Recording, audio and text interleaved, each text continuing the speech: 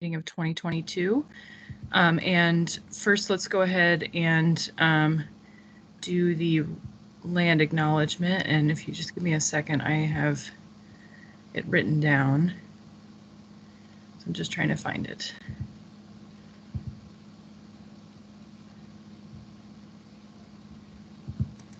Here we go.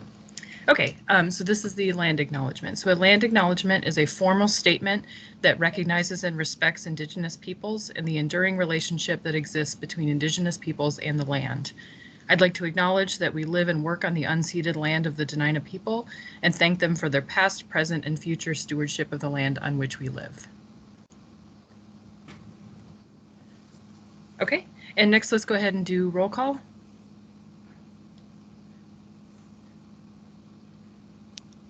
And I'll go ahead and go through that. So we know Lindsay Hobson, chair, is absent. I'm here, Anna Brawley, vice chair. Carolyn Hall. Present. Tasha Hodge. Here. Jonathan King. Present. Nolan Clouda. Here. Randy Solt.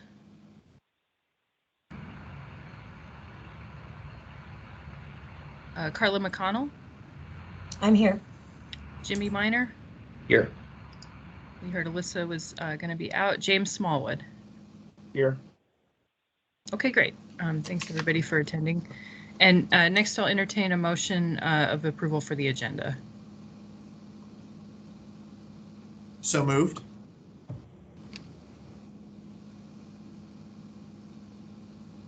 This is Carolyn. I'll second. Okay. Any objection to the approval of the agenda as revised from this morning? Okay, not hearing any. So agenda's approved. So then let's move on. So first we wanted to start the year and start this meeting with some introductions, because not only do we have a new BAC member, and of course several of us are relatively new and joined since COVID happened.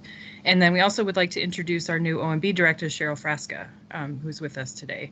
So first we'll start with BAC members. We thought it'd be useful just to go around, even though of course several of us know each other, just to say hello, maybe a little bit about your day job or your interest, your background, and then we'll introduce Cheryl. So if anybody would like to go first. Jonathan. All right, well, I'm off mute and my camera's on, so I'll go first. My name is Jonathan King. I'm a 19-year resident of Anchorage, small business owner, and my day job, consulting economist and executive coach.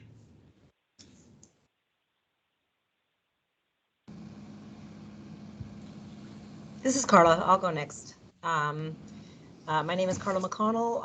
Since you brought it up, I've lived in Alaska since '67. My father was rotated here in the military, which is how a lot of us got here. I am also a small business owner, and my day job is with Alaska Native Corporation here in town, Far West, which is the Native Corporation of Chignik Bay. And I've been on the BAC through 3 administrations now. So nice to meet you all.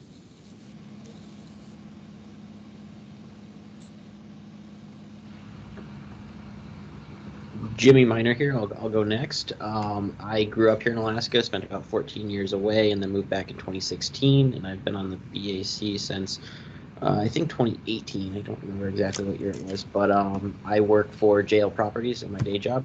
I'm the Deputy Director of Finance for our military housing project on JBear, and I manage I'm also the Vice President of our private equity side of the house. So nice to meet you all. Happy New Year.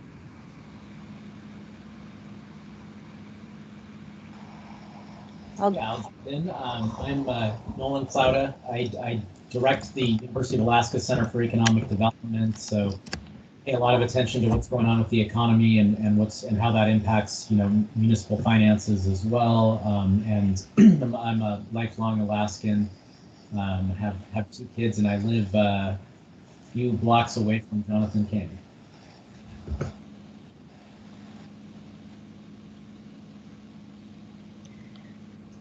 Hi, I'll go next. My name is Carolyn Hall. I've been on the commission for shy of a year. I think I joined in April of last year.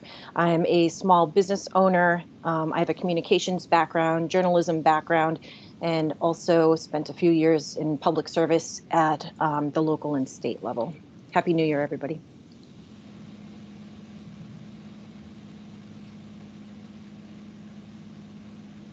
Okay. My Go name ahead. is Yeah, go ahead, James. Yeah, my name is James Smallwood, and I like to say I'm a lifelong Alaskan. And I currently am working for a company called Premier Blue Cross Blue Shield as one of their account managers. And I've been on the committee for, well, not quite a year yet, but this is my first go around.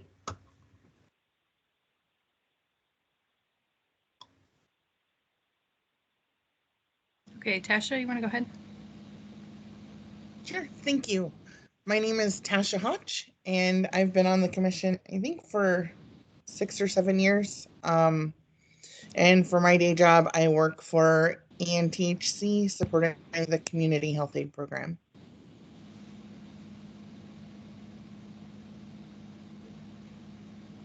Okay. Well, thanks everyone. Thanks for introducing. And so I'm Anna Brawley. I am currently chairing this meeting, but I'm vice chair of the BAC. I joined about a year ago, and I work in planning, public policy, public health, a whole bunch of different fields with AgDuBet Consulting in town.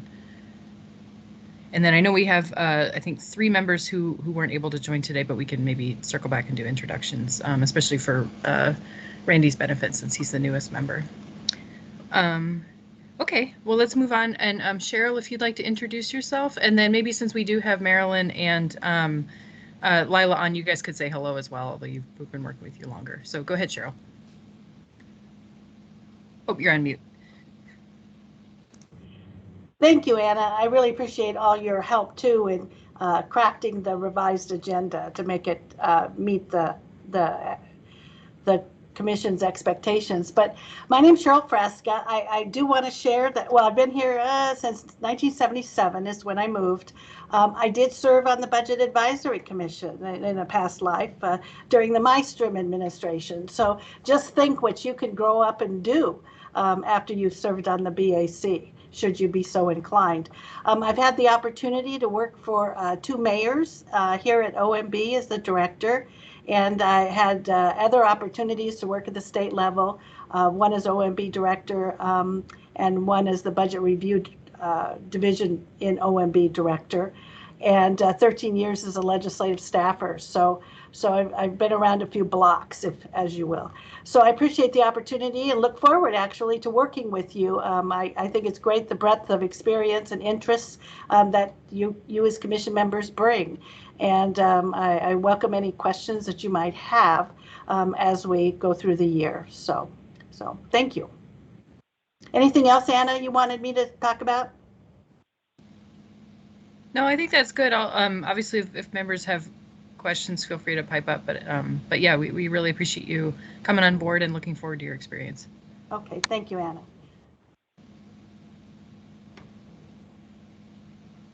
Okay, Lila, you want to say hello? Sure. Hello, everybody. I'm Lila. I'm the OMB admin officer for the last 3 years. I'm just here and happy to support the BAC, and let me know if you guys need anything. Great, thank you. Marilyn, do you want to chime in? Sure. Hi, thank you. I'm Marilyn Bonsoff. I've been with the city since 2004, started in the grant accounting department, and then worked in OMB as an analyst and then deputy director. And during my time in OMB, I did work for Cheryl previously, and I'm very grateful that she's back now. Thank you. Yeah, thanks everyone. And also just special thanks to Marilyn and Lila also for acting as interim director for a few months there. And really it was a tough time with the budget, or at least a busy time. So we really appreciated your all of your work and your team. Okay, well, let's move on to our business agenda then. So first we have informational reports, and I see we have Forrest Dunbar with the Assembly, and then we'll do the school district. So go ahead, Mr. Dunbar. Thanks, Anna.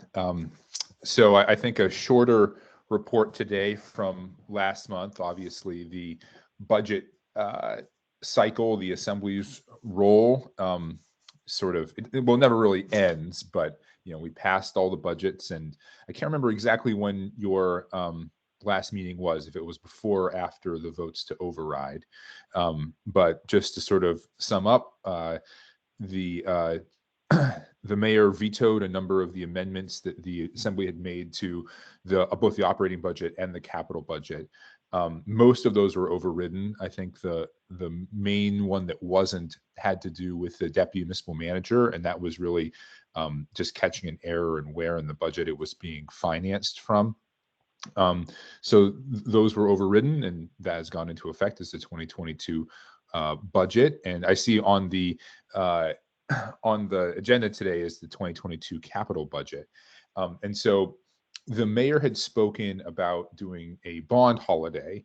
And while that wasn't really defined, we interpreted that as not putting forward bonds this year. The school bond, of course, is up for us to have a public hearing on Tuesday. That was introduced earlier.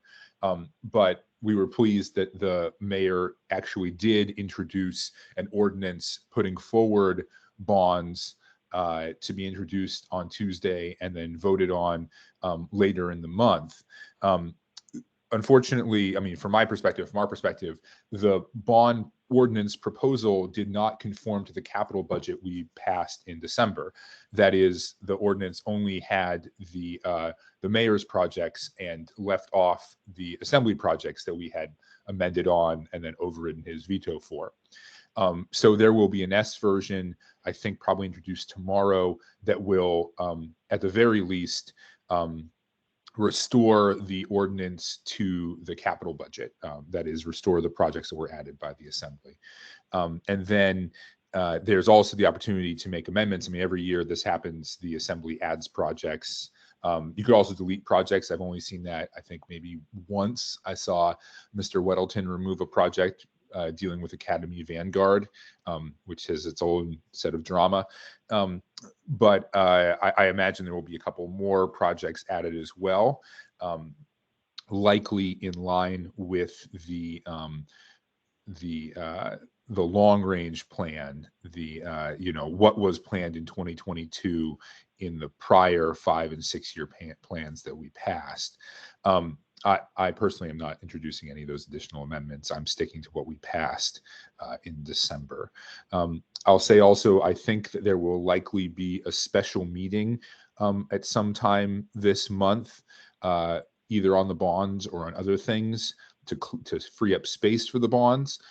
We have a lot of things we have to vote on by January 25th, our second meeting in January, so that they can make the ballot. There is a code provision that requires us to pass those things within, I think it's 70 days before. And so to meet that deadline, we have to pass things by January 25th. And given how long it's taking us right now to get through our agendas, I would be surprised if there is not a special meeting at some point in this month. Actually, I think the chair might have already scheduled it for January 19th, but I'll have to double check that. But that obviously is the most likely date. It's between the first and second meetings in January. So that's all I have, and I'm happy to answer any questions folks might have. Okay, thank you. Does anybody have questions? Please speak up. Oh, Jonathan, I see your hand raised. Thank you, Madam Vice Chair. I had a question for Assemblymember Dunbar. Clearly, as we've seen, the mayor has a line item veto over budget items, but just for clarity, there does not exist a line item veto for these bond items, correct? It's technically it's not a budget. It's what we're asking the voters to approve. So. That the whole, I guess, back and forth that seems to have been going on, that can't happen at this time. He just has to veto the whole thing, or I don't know, help me out there with the mechanics. Sure.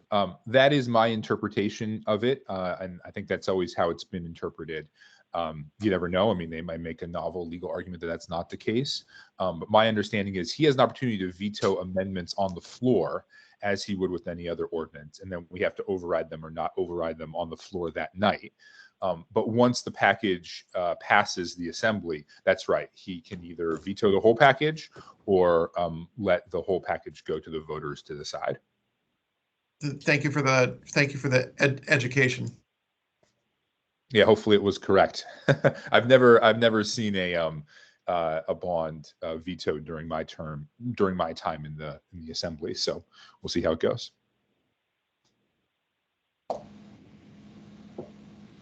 Okay, any other questions?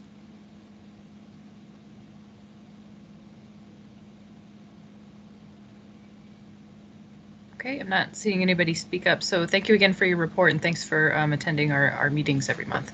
Of course, thank you guys for the work you do. Okay, well with that, let's move on to the Anchorage School District. So it looks like we have, just checking my list, we have Carl Jacobs, and we also have Jim Anderson, and also Andy Ratliff, I believe. Yes, so go ahead, whoever's going to speak first. Hi, thank you. This is Andy. I'll start it off. For those of you that don't know me, I'm Andy Ratliff. I'm the Director of the Office of Management and Budget for the school district. Probably let Jim and Carl both introduce themselves as well before we get started on what our presentation is. So if one of them wants to jump in. Good morning, everyone. Carl Jacobs here, Anchorage School Board. Glad to be here. Good morning, everybody. I'm Jim Anderson. I'm the CFO for Anchorage School District. Go ahead, Andy. Okay, thank you. And can I share my screen? I wanted to give you guys the presentation that we had given to the joint assembly school board meeting back in December. And it really went over how we're going to spend, or how we propose to spend some of our ARP money, or the ESSER 3 stimulus funds, as well as our pro forma budget, which really details out what we think our revenue is going to be for next year and what our expenses are, then the resulting budget gap on that. So if I can see here.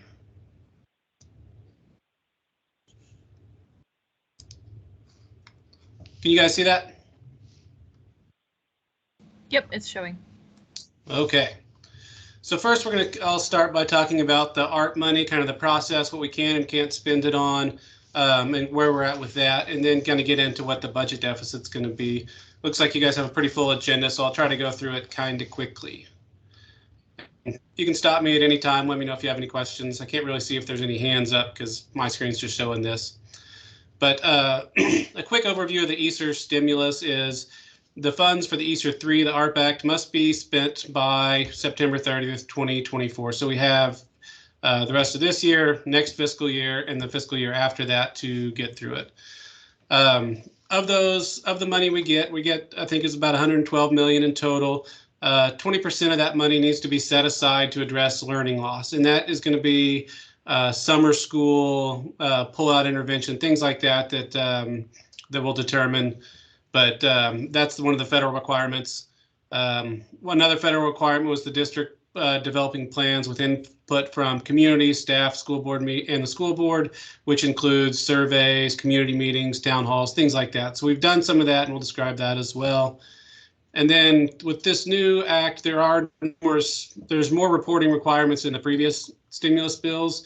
And one of them, the biggest one, seems to be this maintenance of equity test, which means we have to spend proportionately the same amount per student on our 25% of highest, or I guess lowest income or poverty level schools as compared to the other 75% of the schools.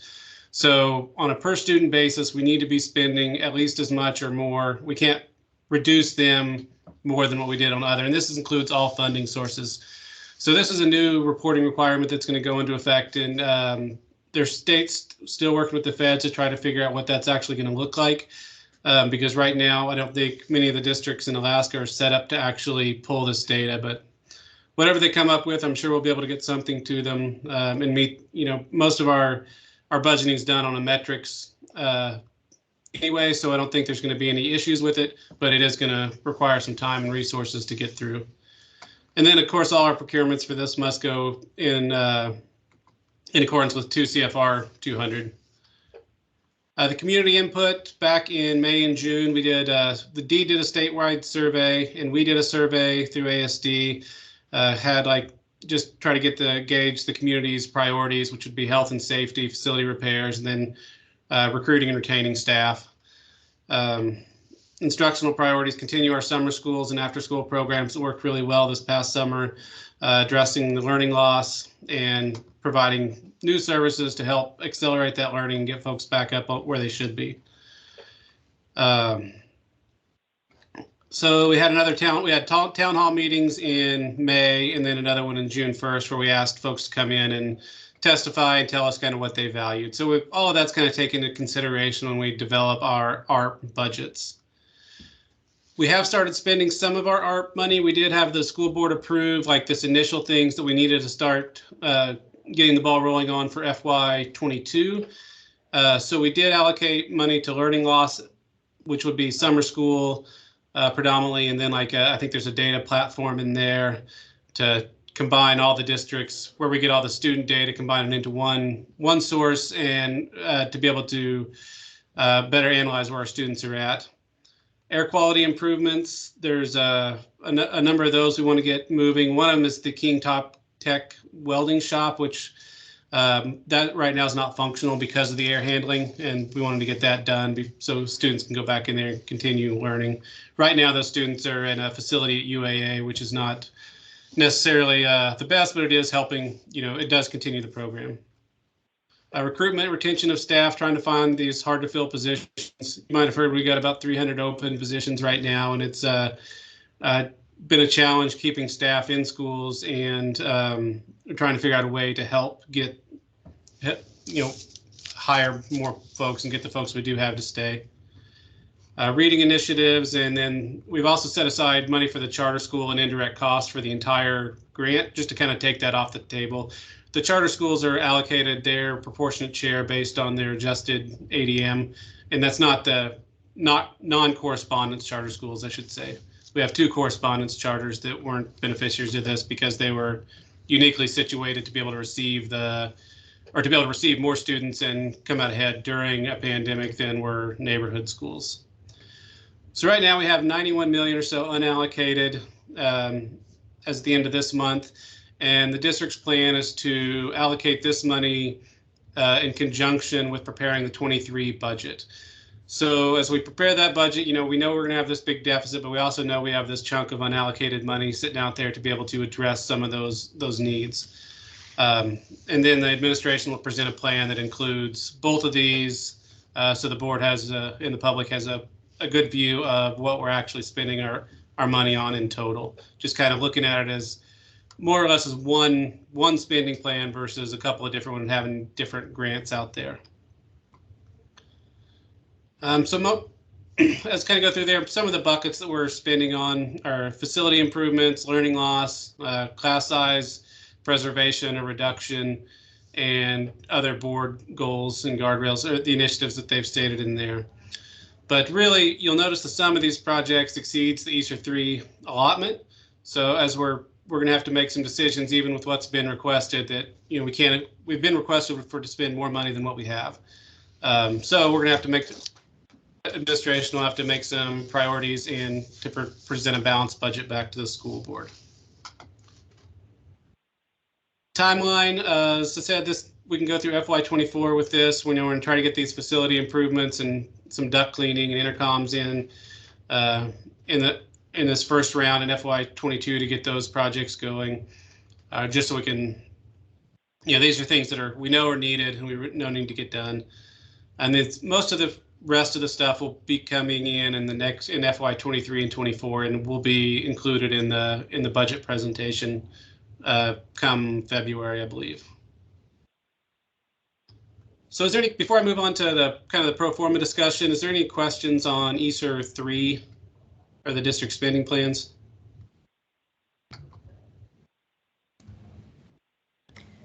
I'm not seeing any hands raised, but folks, please feel free to unmute or raise your hand. Thank you. All right, so go into look in the future for FY22 to FY25, our revenue drivers, I mean, most of our money is generated from state and local sources. So revenue for the general fund and transportation, that's all based purely on enrollment. The BSA hasn't changed since FY17. And really, I mean, the inflationary pressures put on the district while our funding has remained flat. That's really one of the biggest things of why we're going to show a larger budget gap, and it keeps increasing year after year because this BSA haven't. And we found other sources throughout the years to be able to help retain class size, but and that's between using fund balance, using these stimulus grants, but our underlying consistent sources of revenue, which is state and local funding, really haven't increased in aggregate since FY17. We will see in some presentations that we do that the state revenue has actually gone down while the local revenue's gone up, and that's a product of the required local contribution increasing for the municipality based on the full value of based on the property values. So as the property values have gone up, the city pays more and the state pays less is essentially how the mechanics of that work. Transportation funding, 481 per student, that's been the same since FY16.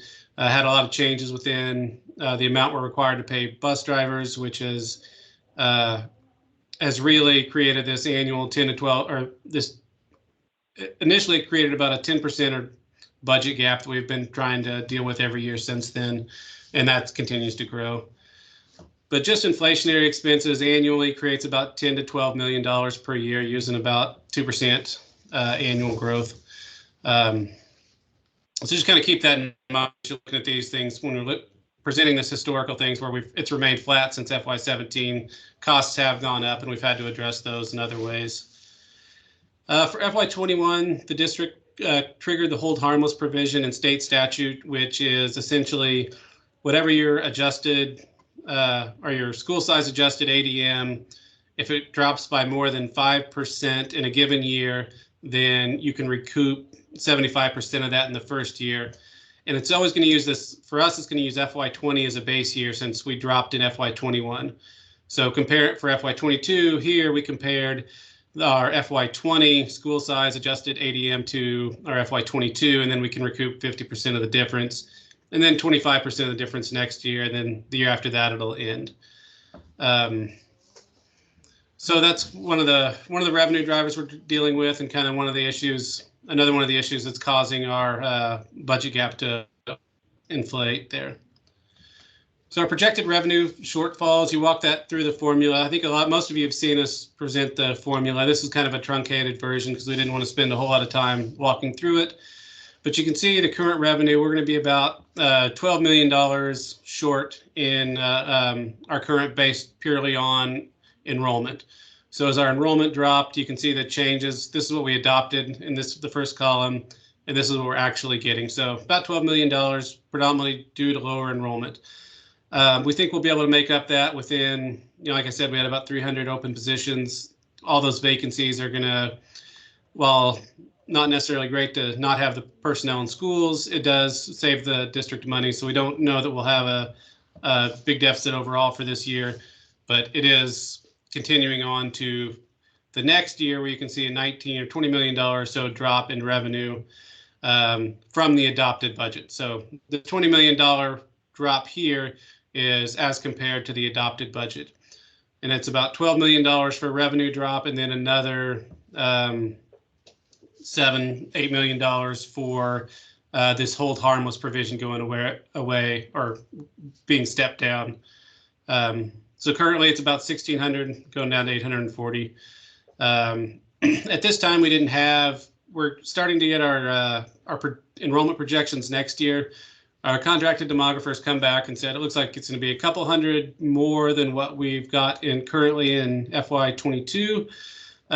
Although this version of it only had a 20 ADM decrease, and that's because the New Path program at the Anchorage jail for folks that are 18 to like 21, 22 that can still receive services, that program went away. The kids that were under 18 got pulled into McLaughlin, and all the adults are on the Department of Justice's GED track that want to be in there. So that's why you see that 20 ADM change, and that's just a bed count that went down. So our projected revenue, it's going to be about, we're projecting to be about 20.5 million less based on current enrollment and then changes in impact aid. The impact aid may change a little bit as we learn more from what the federal programs are going to do. I know there's some bills out there in Congress that could substantially change the amount that we could get in impact aid, whether it be by using older like FY20 student counts or fully funding the program or pushing out more money. So we'll be watching that. But right now, just based on our active counts, we're about anticipating about 650,000 less. So this revenue deficit of 20.4 million, expect that might be a little bit less when we do the budget once we kind of get our projections finalized and if we add students back to that. But this is really our starting point of about $20 million revenue drop. For our expenses, this is our salaries and wages and other payroll outlay sheet where we kind of combine all that. There's and you'll see it's going up by about 41 million. A lot of that money going up is the staff that we had. We're currently funding out of the SRSA Act, the ESER 2. We have about 275 or so teachers in there, between classroom teachers that we put in there to maintain class size and virtual teaching. And also there's some IT costs in there for maintaining a district's one-to-one student to device ratio program. So we do have personnel that, for the purposes of this presentation, we're pulling back in from the grant into the general fund just to show what that deficit is before we apply any other stimulus money to cover this. So you'll see on line 12 here that adding the staff from the SRSA Act, and then acknowledging we have less students, there's this less metrics-based staff. So as we have fewer students than what we plan to have in 22 and in 23, well, we plan to have in 23 less what we had originally projected for 22, because we had originally projected more students to come back. Those positions will go away once we update our projections. So you'll save money there. But you'll see kind of these larger percentage increases, and kind of addressing that. There's, the district has, you've probably seen that we have several unsettled contracts and dating back so there's several contracts in here that are 2 or 3 years old, like that. This accounts for 2 years of growth in our AEA contract, 2 years of growth in totem contracts, I think. 2 years maybe in some of our other contracts, and maybe 3 years in exempt, I think. So as you're looking at these percentage increases and the change, kind of take that with a grain of salt, that it is multiple years of salaries being made up in this presentation, or in this version. What those actually settle at, we don't know, they're unsettled. But we hope it'll be pretty close, and it's kind of based on what we last public. As you might know, the AEA contract is the majority of this, and that's been played out in the public. So what the district, this is reflective of the district's last offer prior to going into break, and I think it was back in November that we offered the last contract, and that's what's reflected in here. So with that, it's about 41 million that we're getting in additional staffing cost. The majority of that being the new folks we brought in from the SRSA Act that are currently being used to offset or retain the same class size as we had last year.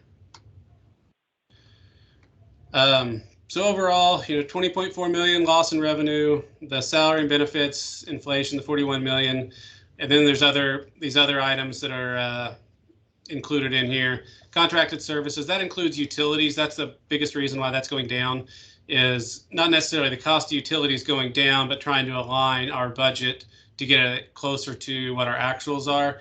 I think for last year, we were a couple $1 million under budget in total on utilities. So we're really just trying to get our budget actual to more closely aligned. So our budget is going to go down, but our actuals may not.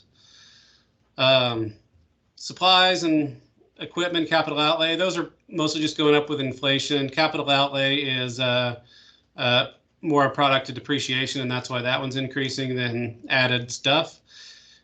Insurance, that's been going up by about 10 to 15% annually, and that's more reflective of nationwide trends, predominantly due to sexual abuse and traumatic head injury or within activities nationwide. The district really hasn't had much hasn't had anything in the way of those suits, but the nationwide trends have led insurance brokers to increase their rates for those that you can even get insurance.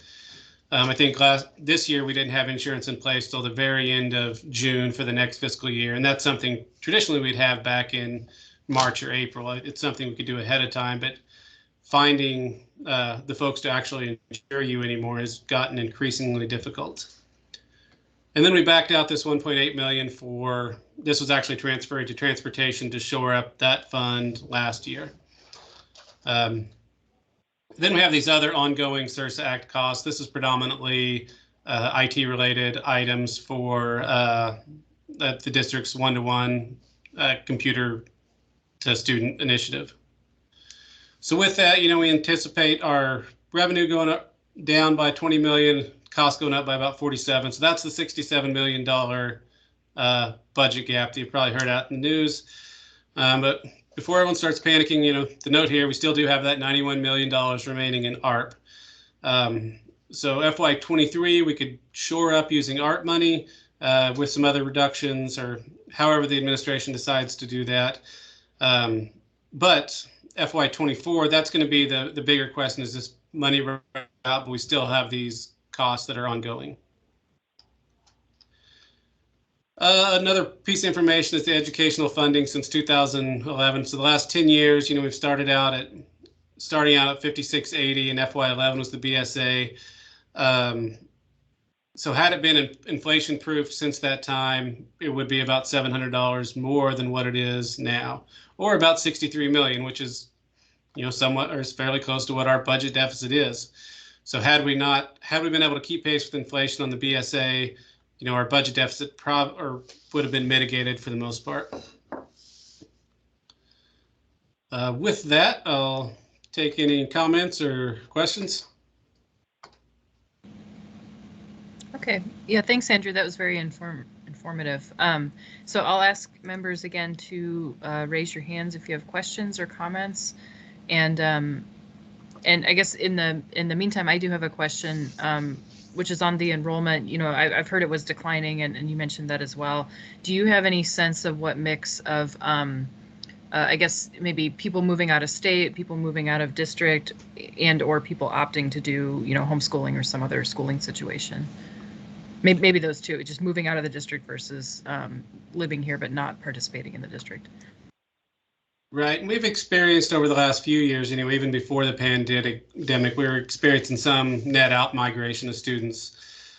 So we did have that, and we did have a lot more students come into correspondence programs. But as far as from FY21 to FY22, we did gain students. Not necessarily as much as we budgeted for about 25 or 75% of those to come back. Maybe half of them did. But we did gain students overall, not necessarily as much as we wanted. In the long term, it's kind of hard to tell what's going to happen. Jonathan may have a better idea of this than I do, especially with in terms of the migration of students to other places. But. Yeah, I mean, I wanted to throw another factor in there that Anna, on the list of Anna's, which is the fact that people just frankly are having fewer kids. If you look at the out-migration and in-migration data, it's not that people suddenly decided to leave Alaska over the last 5 or 7 years. They stopped coming, right? I mean, it's really the fact that we're just not a competitive place for 20 and 30 somethings to come. But I'm wondering if when you look at those demographics, is it a loss across all of the grades, or can you look at sort of those early grades, K1, 2, 3, and say we're experiencing a disproportionate loss here, which would indicate more of a demographic issue, which is the fact that people just simply aren't reproducing at the rate that they were previously. Yeah, and as far as the students, our shortfall in our projections was predominantly in elementary. Our middle and high schools seemed to come back pretty close to what we had projected, but those elementary students just didn't. And I don't know if it was a safety thing with COVID or whatever, but it's certainly less than what we had projected. And we can probably go back and look at kind of the longer term declines to see if it's at what grade levels those are at. But I don't really have that data in front of me.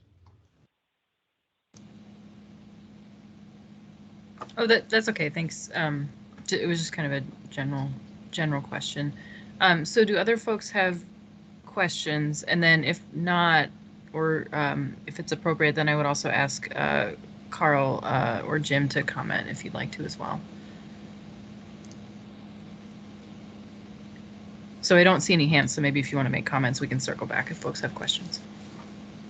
Yeah, Madam Chair, I'll jump in really quick to just a couple announcements. Before Jim has anything, the board finance subcommittee is meeting on the 26th at noon, and those meetings are held via Zoom. And then something just at least tangentially related to district finances, there is a survey regarding the board superintendent search that we're asking for community involvement in. And so I'll go ahead and put that in the chat here in a minute, but definitely encouraging folks to take that and relay their priorities for what they value in the next superintendent, and that closes on February 2nd. And appreciate everyone's time today. Hi, I'll just provide a quick timeline for our budget and add one thing to what Jonathan had asked. When we looked at all the data from the state demographer's office, one thing that does kind of stand out is that age group of 25 to 35, those childbearing younger couples, that group continues to get smaller, and the population 50 and above is a higher percentage of the total Anchorage population. So our population the city is an aging population, and that certainly does account for why we're having less students overall. What we don't know on the pandemic is how many of those families that went to homeschool for safety reasons or others actually found out that they like homeschool and want to stay, or did they do it for lots of other reasons, from health or just concerned that the district could even stay open. And every time it looks like everything is starting to get a little bit better, a new variant shows up in town, and so there's this undersurge of angst that's really difficult. There is no data metric that you can apply from the Spanish influenza of 1918 to be able to forecast how many families are going to be comfortable going back into buildings. So that is very problematic doing projections for next year. So we are planning on having flat return. We have been able to keep every single school open this year, with the exception of this week. We closed Whaley School because they have a lot of safety needs with that population in that one school. And because we couldn't staff it at a level where we thought we could keep everybody safe, that one school did close for this week. But we've done pretty well, even with the Omicron variant coming into town like a freight train. So Jonathan, unless you had any other question, I've done all kinds of demographics looks at this. It's just so difficult to project what's going to happen. Yeah, and certainly zero shade on the district's efforts here. I mean, thank you for what you do. This is, it's an unprecedented time. I was just searching for, your thoughts as to the reasons. I think another one that we could consider in there is lack of childcare. If you have a young elementary ed student at home, you're very more likely to have another young individual at home who is not yet of kindergarten age or higher.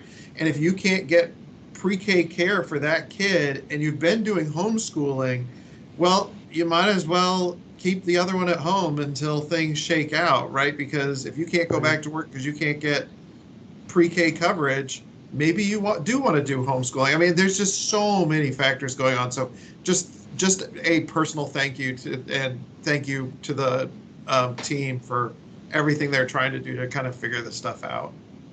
Yeah. So our budget timeline is during the month of January, over the next few weeks, the administration will build a preliminary budget that will brief to the school board members one-on-one or one-on-two towards the very end of the month. The month of February, you know, I don't want to project. I don't even know that Carl wants to project how many changes may or may not exist or happen to the preliminary budget, but we have to have it approved by the end of February so we can get it to the Assembly in March by charter. And the reason that we have to get it to the Assembly by March is they have to approve it by the end of March, so the city has time to figure out and send out the tax notices, which usually go out late April or early May. Generally, the assessor does a brief to the BAC once a year. It's really pretty fascinating, well, to me, and I think to most of the people in this group. But that's really what does our timeline. So I say that so everyone is aware. I look at the budget as a living, breathing thing, because Andy and I will present the budget to the board early February, and the legislature may not even be formed yet. So the board, the administration will continue to work with the legislature, certainly the Anchorage caucus and some of the Valley caucus members, and just try to inform when you have flat funding from 2017 to 2023, which is going to be next school year. You know, at some point when you start the budget with what are we going to cut now, 6 years later, you know, they're expecting growth in all these areas, but the growth couldn't occur because the revenue stayed flat. And over 6 years, you do have that inflationary growth, which 10 to 12 million a year times 6 years is $60+ million. I mean, it's not a coincidence that that's about what our budget deficit is, but we really, you know, the state received about $1 billion extra, 1.2 billion in oil revenue that they did not plan for because the price of oil went up. So we know that that money is out there, and it really is priorities. You know, PFD was certainly in the last few years has been #1 discussion topic in Juneau, followed by all others. So you know, we've got to at some point inflation-proof education, or 6 years turns to 7, 8, 9, 10, and people are wondering why did everything not get better? And the reality is the car you buy today is going to be more expensive than the car you bought 6 years ago, even if it's the same model. And that's kind of how we see the world in an emotional way. Yeah, thanks, Jim. And thanks for the outline of the timeline and also, you know, some of the big factors, especially as you said, the BSA and other state factors. So we do still have several presentations, so I do want to wrap up, but I know, Nolan, you've had your hand up, so let's do one more question and then we'll move on to the rest of the agenda. Yeah, thanks, Madam Chair. I wanted to just point one quick thing out. We talked about demographics, and Department of Labor just like today released their updated population estimates that include the in-migration, out-migration stats. And Alaska's overall out-migration actually is quite a bit lower between 2020 and 2021 than it has been in prior years. But Anchorage's seems to actually be as bad or worse than the 10-year average. So, so it does look like the trend of out-migration is still with us pretty strongly in Anchorage, especially.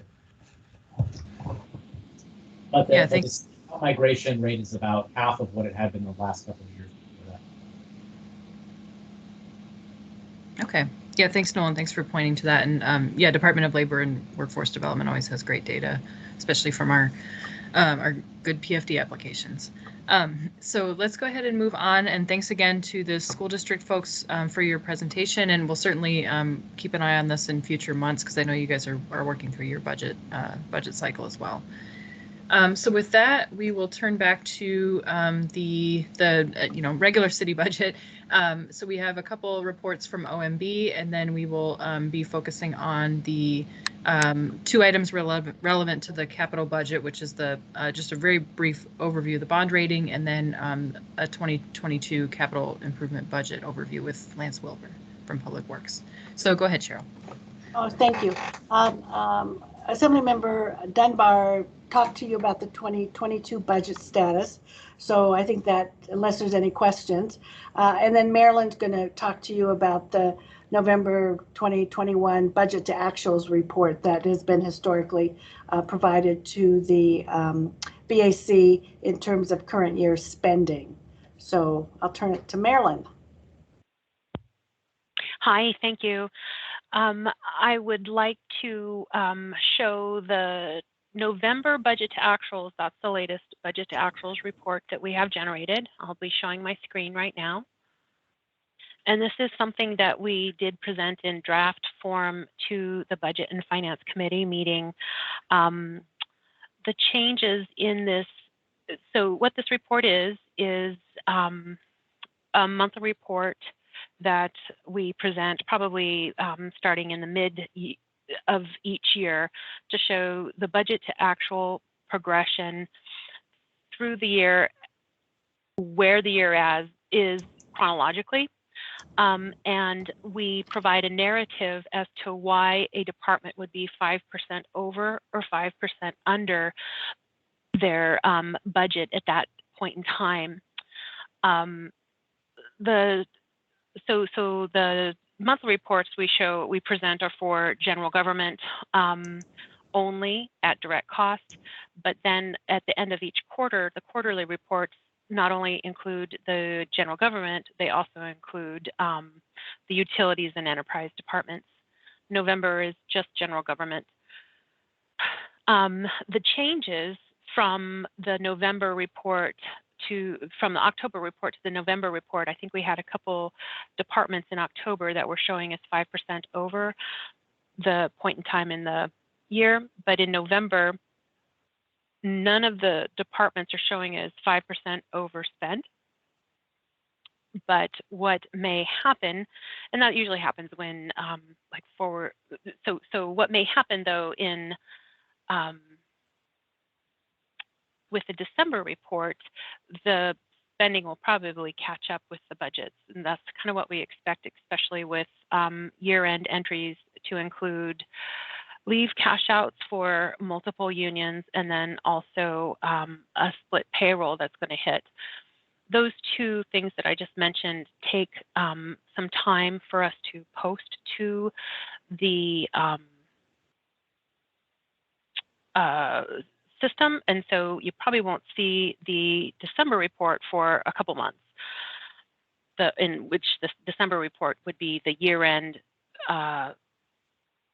fourth quarter report for the whole municipality, which would then also include the utilities enterprise. Okay, so back to, sorry about that, I digress a bit. The November report, again, the departments that we provide narratives on were all less than or pardon me, within 5% of their budget, of not going over their budget. So we have a narrative bit, and then we also have the actual math that shows the budget to the actuals by department first, then splitting up labor to non-labor, and we also have a bar graph, the labor to non-labor, and then overtime and travel. This document is expected to be provided to the public on the January 11th assembly meeting, and we expect it as an addendum item. And again, the numbers are at a point in time, and we will probably have a different look by the end of the year. I did say that at this November time, we didn't expect any departments to be, through November, no departments are showing as over 5% through the year over budget. But we do expect at least the police department to most likely be over budget by the end of the year after all those year-end accounting entries are posted.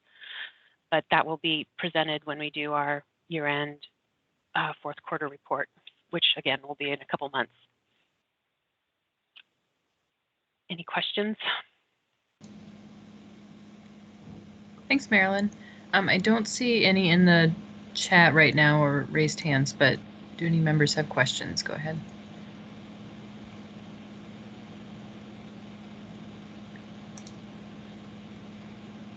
Okay, I'm not seeing any. And it sounds like you said that this will be available to the public for the meeting. So I'll just ask if staff could send it out whenever, if it's not now, then whenever it's appropriate to share to our members. Okay. Well, thanks for the presentation. So why don't we move on to the next item, which is the MOA bond rating overview. And this was again something that that had come up in the fall or in the last couple months, and there was a work session with the Assembly and the administration on this topic. So also, you know, encourage folks to go listen to the recording of that if you'd like the details. But I will turn it back over to Cheryl. Thank you.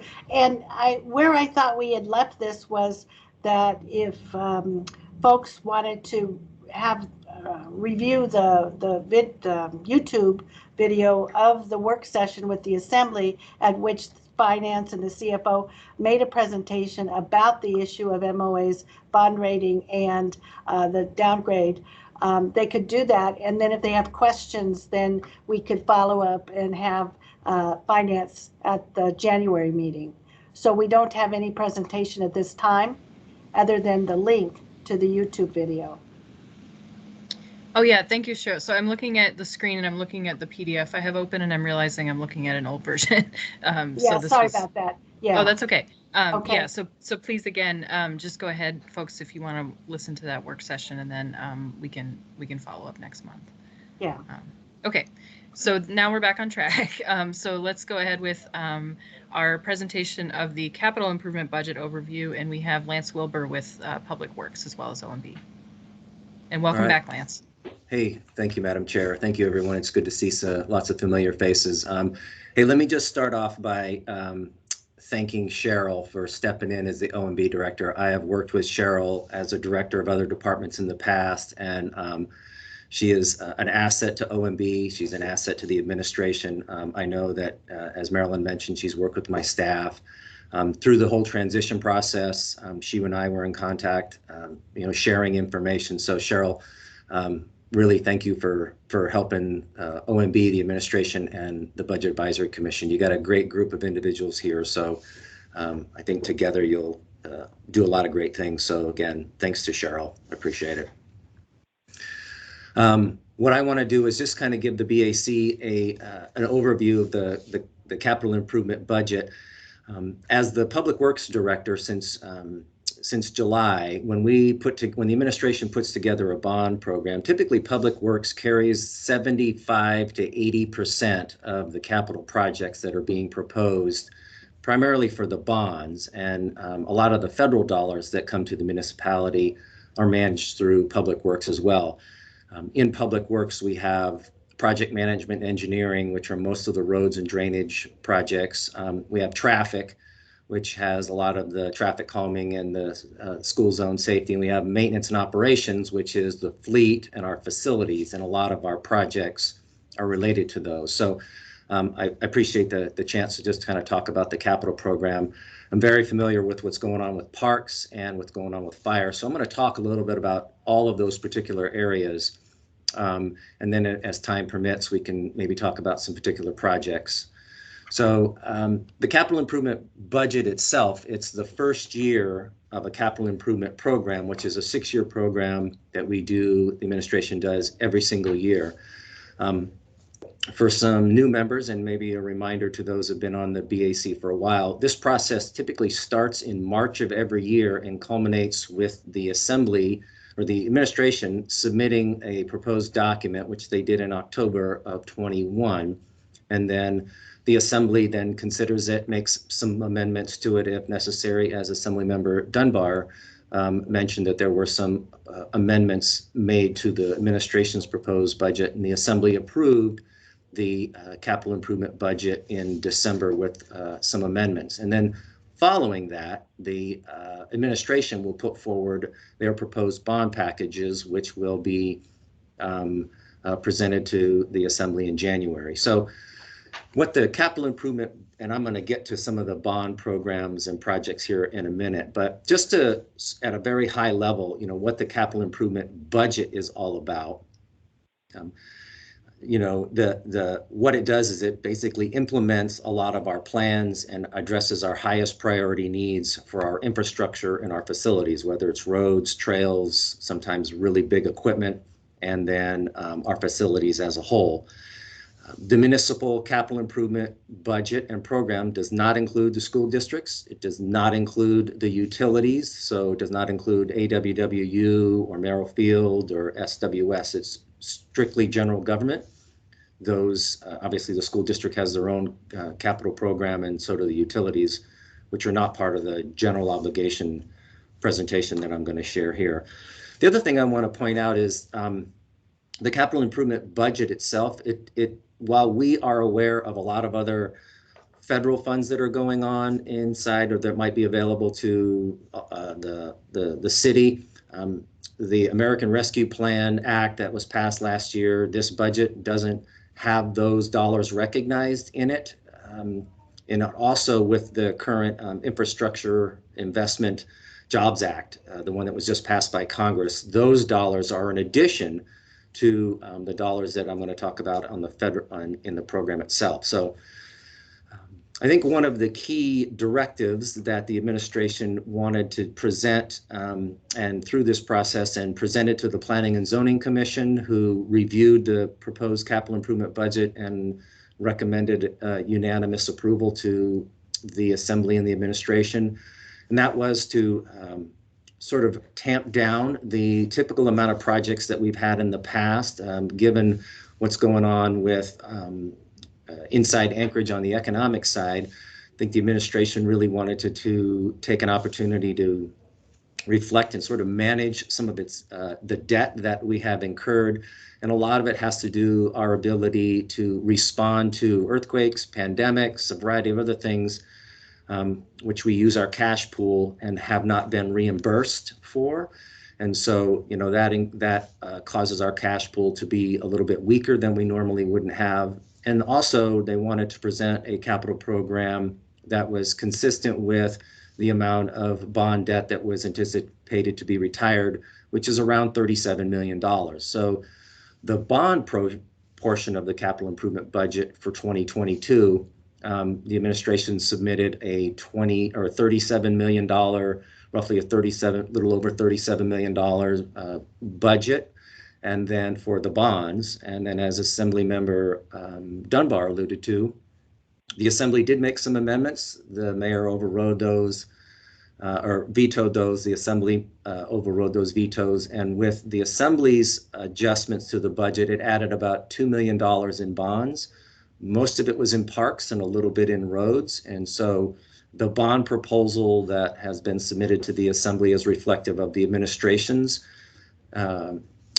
desires to keep the bond level a total amount equivalent to or close to the amount that was being retired. So what I'm going to illustrate and kind of summarize for the BAC is that approach. So what you see, so before I go and maybe talk a little bit about the sources of the money and where the money is going to be going to and the capital improvement budget, maybe I'll stop right there and see if Madam Chair or if their BAC members have some questions at this point, kind of on process, what's happened and where we are. And if not, I'll keep rolling.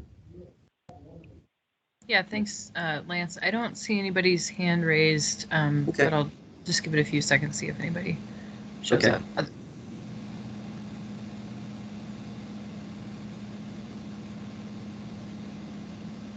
And I'm not seeing any, so I think you should just go ahead. I'll keep an eye on the chat. Great, thank you, Madam Chair. What you see in this graphic here is, this is a graphic that's taken out of the, that was from the proposed capital improvement budget. I just didn't get a chance to update the graphic, but it's, basically it shows everything that was in the administration's proposed budget for bonds.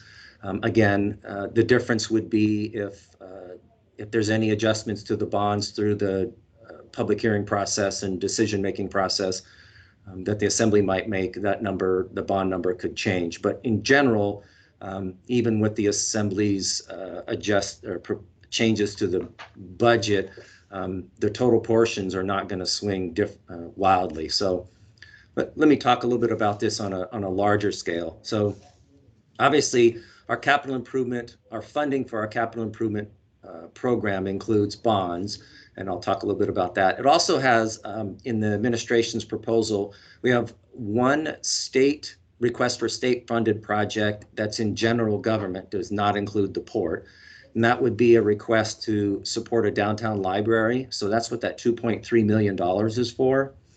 There's work to provide match to that.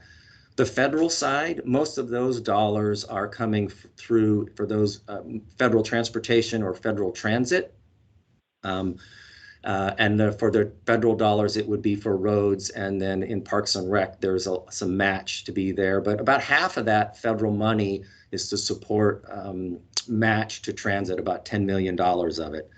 And then we have some other road projects. The other portion, that's a combination of probably three primary things. One of them is Eagle River Rural Road Service Area. They put about $300,000 or $600,000 a year to support their road program. We also take some dollars out of our operating budget for fleet, and then we have also a little bit of money for IT services we don't bond for. We do that through other sources. So that's kind of where the sources are funding: bonds, Fed, other, and state.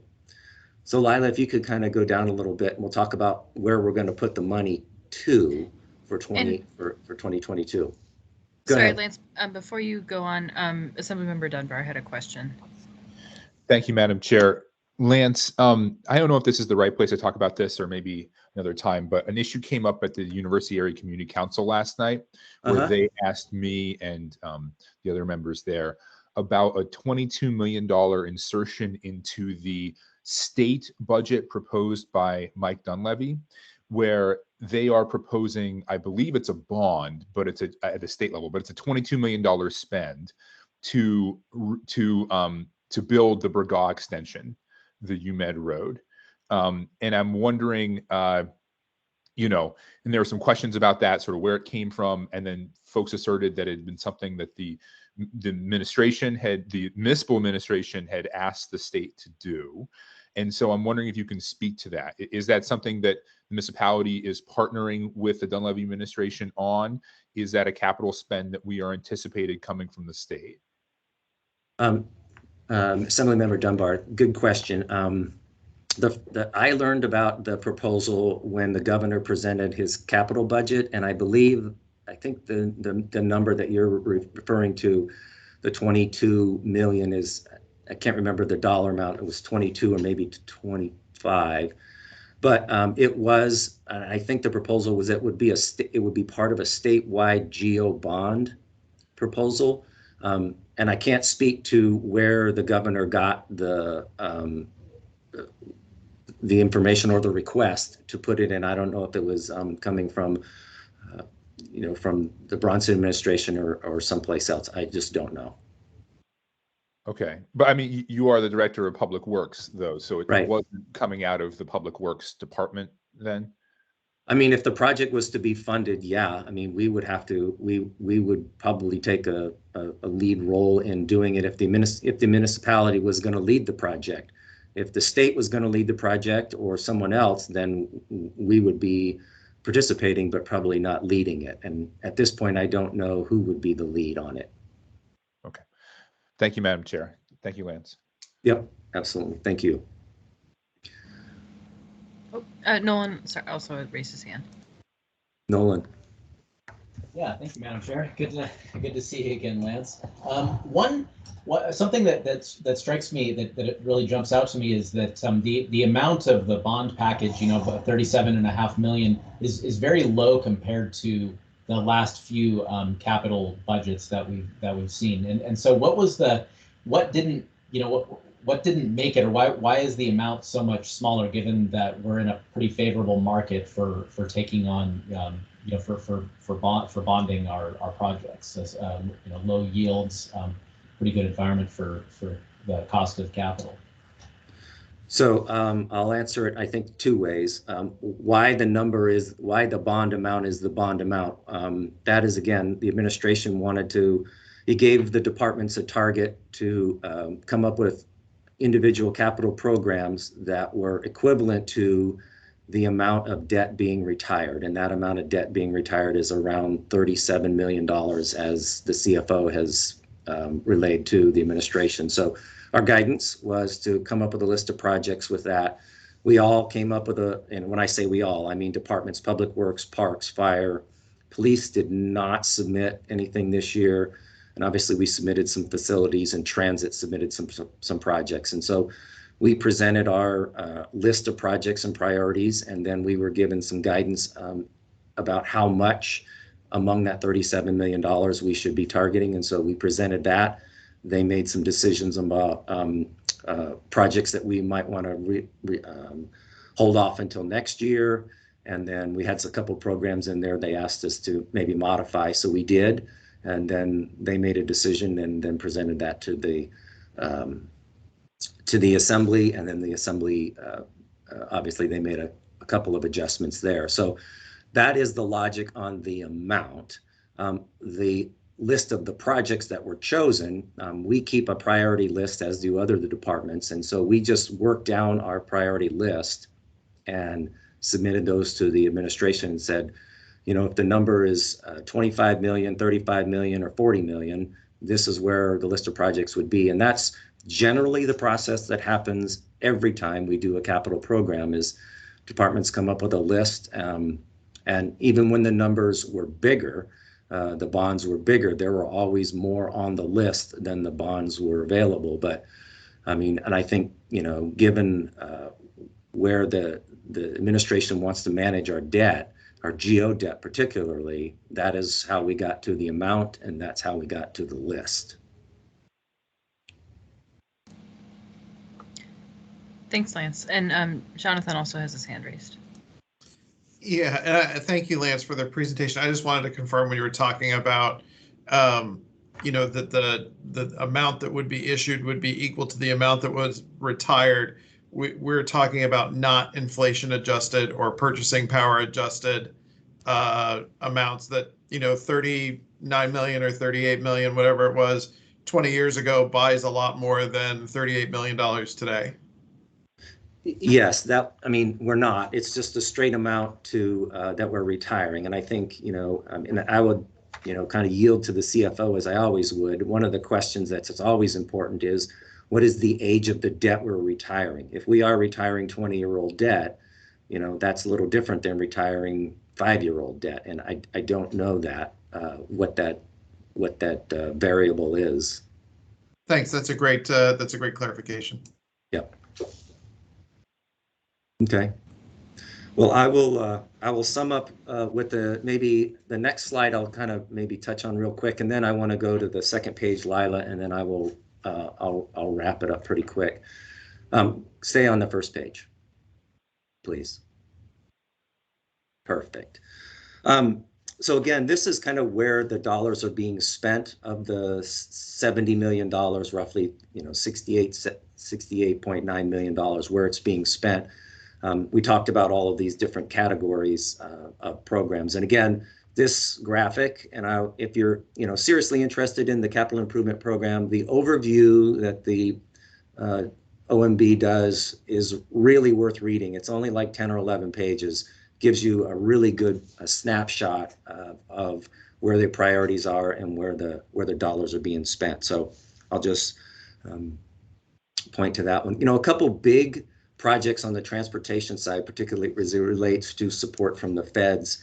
are a couple trail projects for Parks and Rec, and then the other one is downtown traffic signals and lighting, and then Spinard Road. A lot of those projects are going to be supported with federal dollars, and then transit, which is in the roads and transportation, again, about $10 million getting leveraged from the bond program if it's brings to the voters. So let me kind of highlight what the administration's proposed bond programs are, and then Lila, if you could go to the next picture.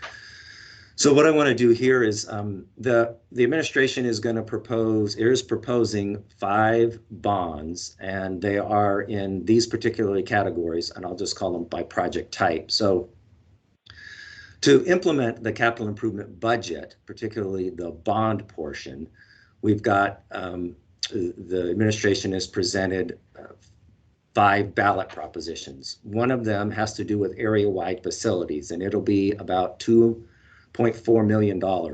We have 3 facilities that need roofs. One of them is the Emergency Operations Center. The other one is a roof out at Russian Jack Greenhouse. It's not the greenhouse itself, it's the building that supports that. And also at our fleet maintenance. We also have some work to do at our fire training center. We have to address our wastewater management out there. The fire training center is off of, it's right at the southern end of Merrill Field. So some of the ground from Merrill Field and the water that we need to address out there needs to be managed a little bit differently. And then we got some fire alarm improvements that we want to do in a couple buildings, and primarily it'll be out at transit. So that the area-wide facilities, those are things that benefit all service areas, not just any one particular service area. So that's why it's an area-wide. So Girdwood, Eagle River, Birchwood, Chugiak, and all of Anchorage residents will have to vote on this one here. And then if it passes, all those service areas pay a proportional debt. The next one is going to be public safety and transit. This is typically a ballot proposition that, again, it's area-wide. Since public safety as it relates to communications is an area-wide service, as are ambulances, fire is not. So in public safety, it includes area-wide improvements to our communication system that benefits public safety, police, fire, all general government. And so that's part of the bond. As many of you are aware, the fire department is in the business of instead of buying all new ambulances, they are re-chassing them. So they keep the boxes and just buy engines and frames. And that's what this is going to do there. School zone traffic engineering is a area-wide service. So we have school zone safety, which would be area-wide, and transit is area-wide. So we're looking to add $1.2 million of local bonds to match $10 million of federal. The mix of these projects and all of the ballot propositions are really some of the basics, and they're very common that we do in pretty much when we put these projects together. So there's really no surprises. It's really basic stuff. So Lila, if you could roll down a little bit. And then the last 3 are parks. The administration put together a ballot proposition that's consistent with the CIB that they submitted earlier in the year. Has a variety of trail rehab projects. I think there's like 8 or 9 projects on there. We have playground equipment that's going on all over the municipality. Again, some match for Fish Creek Trail, which would be down near, I think near Northern Lights Boulevard, that would go out and connect to the Coastal Trail. And then the other one is the Ship Creek Trail connection, where the Tony Nose Coastal Trail and the Ship Creek Trail are separated. There will be some improvements to make that a more formal connection rather than some of the streets. So match to that. The largest proposal is for roads. About 30 or about 27 million of it would be inside project management engineering, and then about $1 million of it would be traffic. There's a long list of projects, but some of the big ones that we want to do, 2nd Avenue and Nelchina and Storm Drain, we've got some collapsing culverts in there. 42nd Avenue, which is just south of Tudor, that one's been on the list and really important for that community council in there. We're going to start the design and move forward on the design on that. So looking forward to doing that one. Campbell Woods is a project that we've been working on in phases. So we want to wrap that up, and Image, Drive, and Reflection is similar. And we've got a couple others. And I have a list of all of these as they're in the capital improvement budget would be available as well. And then the last one is the fire department. The fire is not area wide. It's got their own separate service areas. There's a separate service area for Girdwood, for Anchorage, and for Chugach Eagle River. This is for the Anchorage service area. So we have a couple fire engines they want to replace. And then Fire Station 3 is off of Airport Heights, and they want to make some adjustments there. So the administration's proposed bonds would be these 5. It would be a total of $37 million. I think as Assemblymember Dunbar mentioned earlier, if the Assembly makes adjustments to the bonds to match the approved CIB, the number would probably be closer to 30, or it'll be a little bit more than 39 million. They would add about $2 million if they follow that path. Again, we don't know until they've had the public hearing process and had debate, and then make the approvals of the ballot. I'm glad that the Assembly and the administration are looking, put a bonds for all of these programs to the citizens to let them vote. We do have a lot of needs, so hopefully the voters will look favorably upon the ballot propositions that are presented to them. So that's a real high overview, and given the time, I'm gonna wrap it up right there, Madam Chair. Thank you for your time. Yeah, thanks, Lance. This is helpful. So I do want to acknowledge we have somebody for audience participation, so I want to leave a few minutes for that. But if there's 1 or 2 questions, we have a minute or 2. I'm not seeing any in the chat.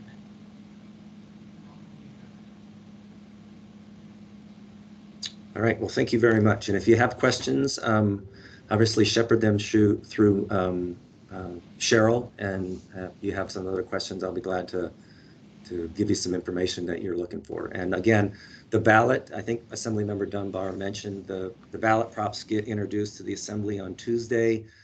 Mr. Dunbar, you can correct me if I'm wrong, but I think there's a work session scheduled on them with the Assembly on the 14th in the afternoon, and then they're currently scheduled to act on or by the 25th. So I believe that's correct. Yeah. Okay. Well, thank you, Lance, and thank you for the presentation. And yeah, just a reminder to members, there are the work sessions, and helpfully they are recorded online. So if you can't watch them live, they're usually during the workday, or they're always during the workday.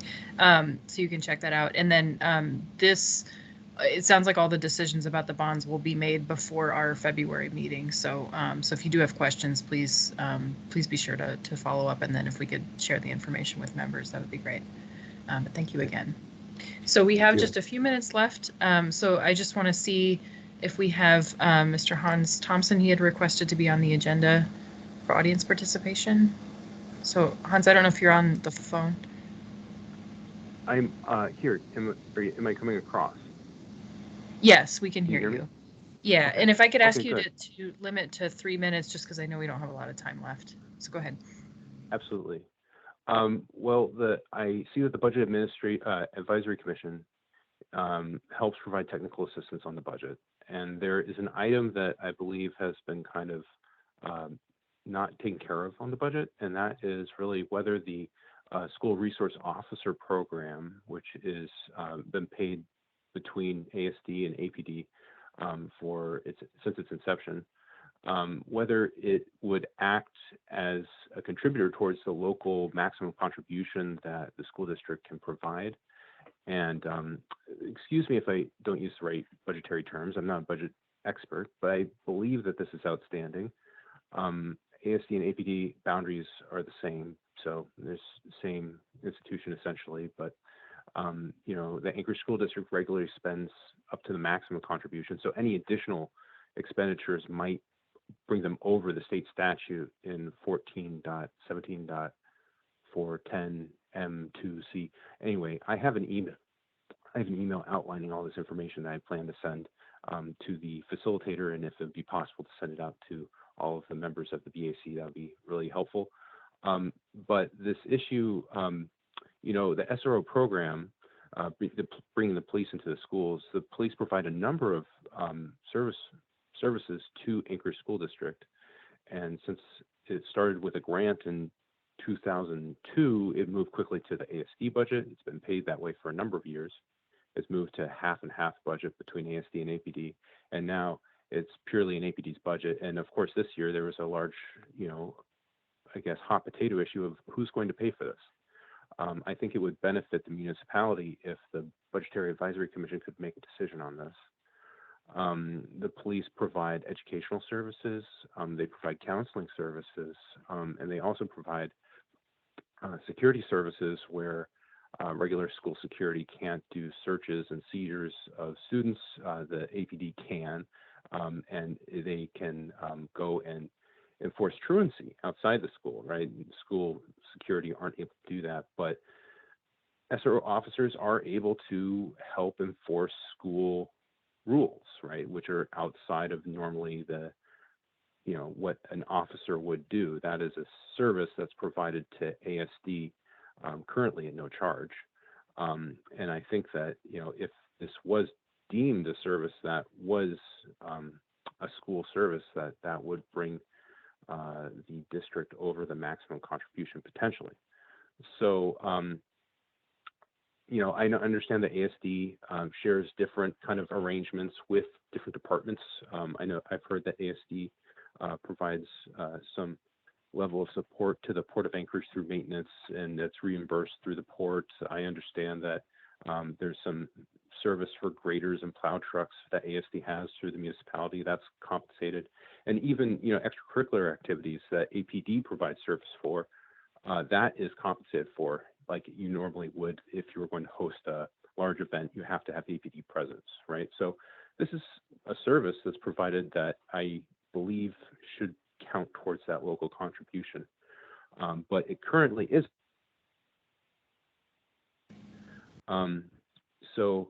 I would ask, since this is the citizen advisory group that's in charge of kind of doing technical assistance, and it's clear that there is an open question on whether it's better to pay it through ASD or APD, that this body looks into that issue by asking advisory from a number of folks, including the Alaska Department of Education and Early Development, because those are the folks that are going to determine if it truly is a cost that goes towards that local contribution.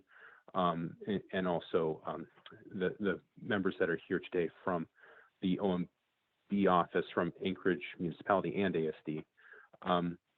But I have lost track of time. I don't really know where I am. Yeah, thanks, Mr. Thompson. We're actually a minute over. If I could get a motion to extend just to 1:05.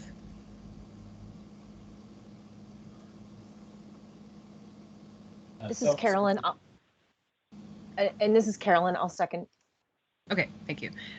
So thank you, Mr. Thompson, for your comments. That's something that we can certainly consider,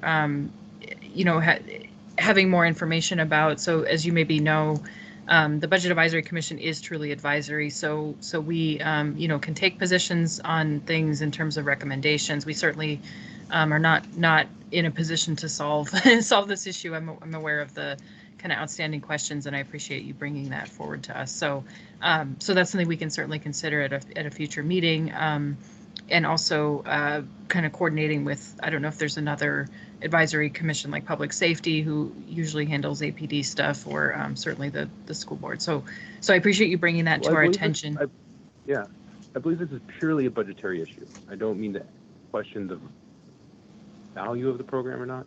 I have my personal opinions, but this is a purely budgetary issue. And if it's okay, if the facilitator, if I email them, they could pass my letter to every one of the BAC members. Sure. Yeah, if you could email Lila, I think probably or Cheryl, whoever you were in contact with, then we can distribute that out to members, and then we can decide at a future meeting how to proceed. Thank you very so thanks. much. Yeah, thanks again for your participation today. So with that, we will. I know we have a very short time, just a couple of announcements, and then I'll see if other folks have any comments before we end. One is that we did put out a survey for our meeting format, knowing that we that COVID hasn't gone away yet. So there was still a preference among members to continue meeting virtually. So we, obviously we can revisit that decision as conditions change. For now, we will stay on Teams as we're doing, at least certainly for February. And then we can make a call in the future as conditions change. There was also interest in meeting in person when it's feasible, but the virtual option won out. The other item is we're not going to address it today, partly because Lindsay could not attend, but we do need to seek a new chair. She does intend to step down, so she hasn't done that formally, but that's something we plan to address in the February meeting. So just putting it out there to folks, if you are interested in the chairship or the vice chairship, we can hold an election for both, or not an election, but selection of both. And just keep that in mind for the February meeting. And then you see our next meeting scheduled. So we'll talk about the bond rating if there's anything, and then learn more about road service areas. So in the minute left, I'll just see if any other folks have questions, concerns. Is the SRO issue something you want to take up at the next meeting?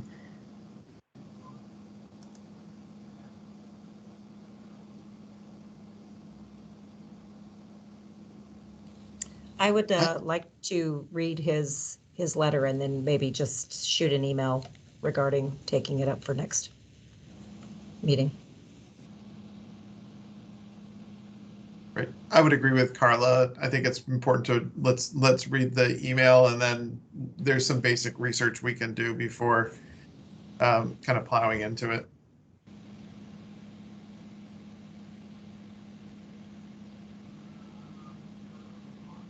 Okay. Yeah, and I think that sounds like a good approach as well. So let's we'll look for the letter, and then we'll decide how to proceed from there. So with that, it's 1:05. Thanks again, folks, for staying a few extra minutes, and I'll entertain a motion to adjourn. Motion to adjourn. This is Carla. Tasha, second.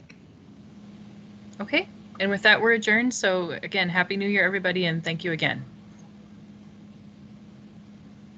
Thank you. All right, bye, everyone.